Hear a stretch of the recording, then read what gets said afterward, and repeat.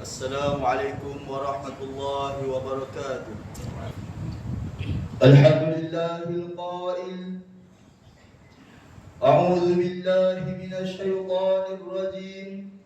Alladzina ya'kuluna ar-riba la yaqumuna illa kama yaqumu alladzi yatakhabbathu asy-syaitanu minal mas.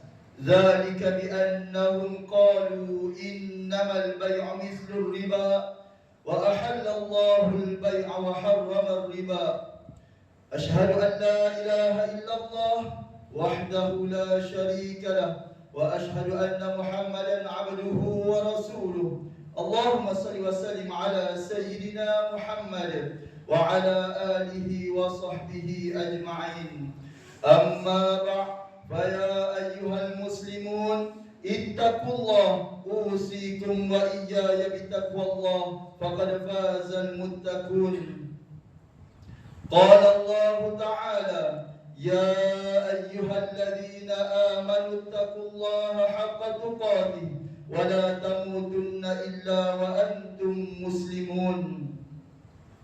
Muslimin yang dirahmati Allah Subhanahu wa taala sekalian, saya menyeru agar kita bersama-sama meningkatkan ketakwaan kita kepada Allah Subhanahu wa taala dengan melaksanakan segala perintah dan meninggalkan segala perkara yang dilarangnya.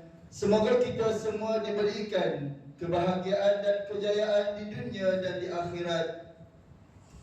Pada hari yang mulia ini, khatib akan membicarakan khutbah yang bertajuk Kewangan Islam, Harta Bersih, Hidup Berkat. Hadirin Jumaat yang dirahmati Allah Subhanahu wa taala, Islam telah meletakkan panduan yang jelas dalam urusan jual beli dan transaksi kewangan, iaitu mestilah bebas daripada unsur riba, gharar dan maisir. Dalam bahasa mudah, riba merujuk kepada setiap lebihan atau manfaat yang disyaratkan dalam urusan pinjaman, sama ada dalam bentuk faedah, denda atau tempoh kepada pemberi pinjam. Gharar pula merujuk kepada ketidaktentuan dan ketidakjelasan dalam akad, seperti menjual sesuatu yang tidak pasti wujud atau tidak diketahui sifatnya. Manakala maisir pula adalah unsur perjudian dan spekulasi untung nasib yang memberi keuntungan kepada satu pihak tanpa sebarang usaha, sementara pihak lain menanggung kerugian. Panduan ini bukan sekadar ketetapan hukum, tetapi bertujuan melindungi umat Islam daripada ketidakadilan, penipuan dan penindasan dalam urusan muamalat. Sistem kewangan Islam dibangunkan supaya urusan muamalat berjalan secara adil, telus dan beretika, agar kekayaan tidak berlegar dalam kalangan tertentu sahaja dan hak semua pihak dipelihara. Firman Allah Subhanahu wa taala dalam surah Al-Hajj ayat 7, A'udzu billahi minasy syaithanir rajim, kay la yakuna dulatan bainal aghniya'i minkum, supaya harta itu tidak hanya beredar antara orang kaya sahaja dalam kalangan kamu. Inilah roh sebenar syariat Islam, iaitu menegakkan keadilan dan menutup pintu kezaliman. Apabila dasar ini dihormati dan dilaksanakan, manfaatnya bukan hanya dirasai oleh umat Islam, bahkan seluruh masyarakat akan menikmati kesejahteraan ekonomi yang lebih seimbang dan berbudi kemanusiaan. Hadirin jemaah yang dirahmati Allah, syariat Islam dengan jelas menyatakan larangan dan pengharaman urusan jual beli yang melibatkan riba. Allah Subhanahu wa taala berfirman dalam surah Al-Baqarah ayat 275 yang bermaksud, dan Allah menghalalkan jual beli yakni berniaga, dan mengharamkan riba.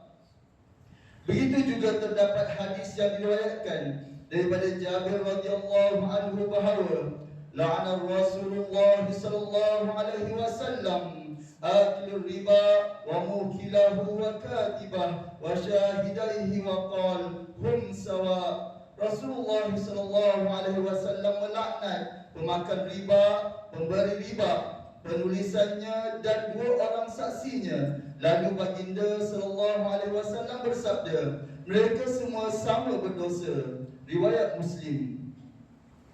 Mengambil pengajaran daripada ayat dan hadis ini, hari ini kita lihat ramai umat Islam yang berhati-hati tentang halal dan haram sesuatu makanan, namun masih kurang mengambil perhatian terhadap halal dan haram dalam urusan kewangan, seperti terlibat dengan riba. Ketahuilah bahawa yang kita perolehi sama ada penting untuk dijaga seperti makanan yang masuk ke dalam tubuh badan kita.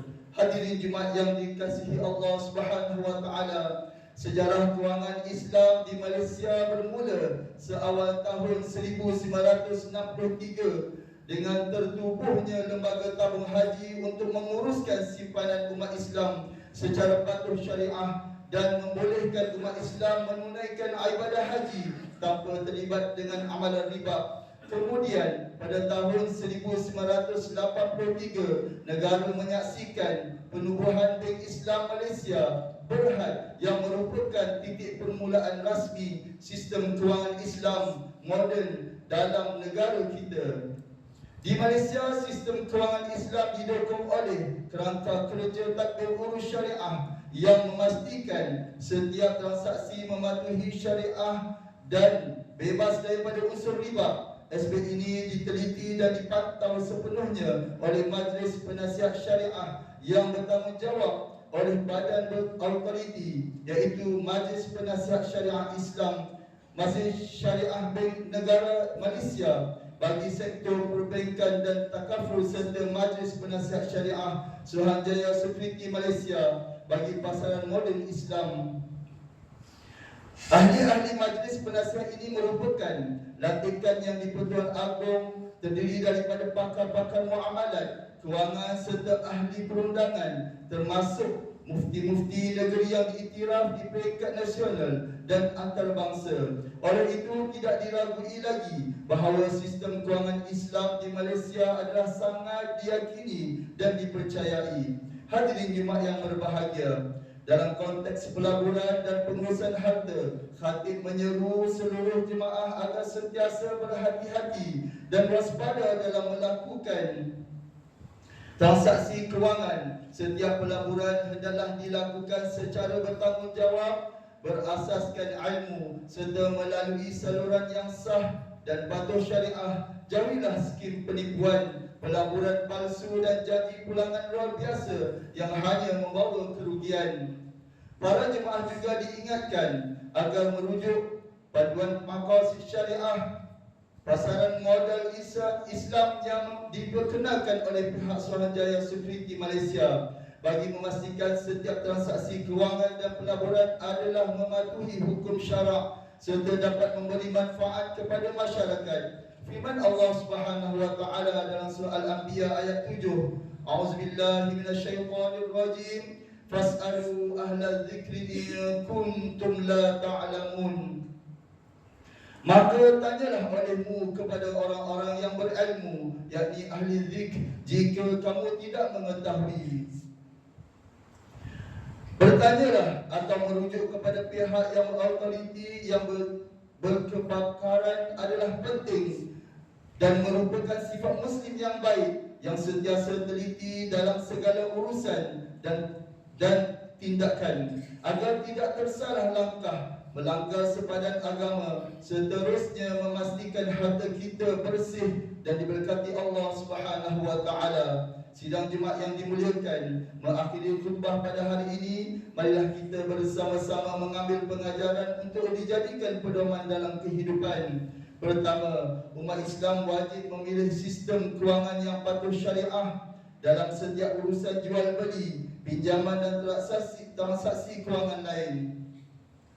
Kedua, umat Islam mestilah terlebih dahulu menyemak setiap produk kewangan dan pelaburan kepada badan berautoriti sebelum melakukan sebarang transaksi. Ini bagi menjamin keterjaminan produk kewangan tersebut adalah selamat dan mematuhi syarak. Ketiga, umat Islam dilarang terlibat dengan amalan riba sesungguhnya Allah Subhanahu wa taala dan Rasulnya mengisytiharkan perang kepada siapa sahaja yang terlibat dengan riba. A'udzu billahi minasyaitonir rajim.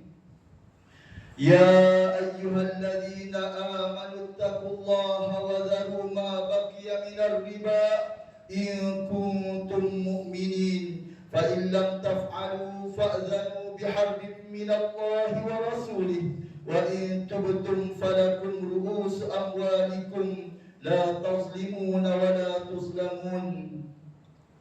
Wahai orang-orang yang beriman, takutlah kepada Allah dan janganlah menuntut lagi saki-baki riba yang masih ada pada orang yang berhutang. Jika kamu benar-benar orang yang beriman. Oleh itu, jika kamu tidak mahu melaksanakan perintah mengenai larangan riba, maka ketahuilah adanya peperangan daripada Allah dan Rasulnya.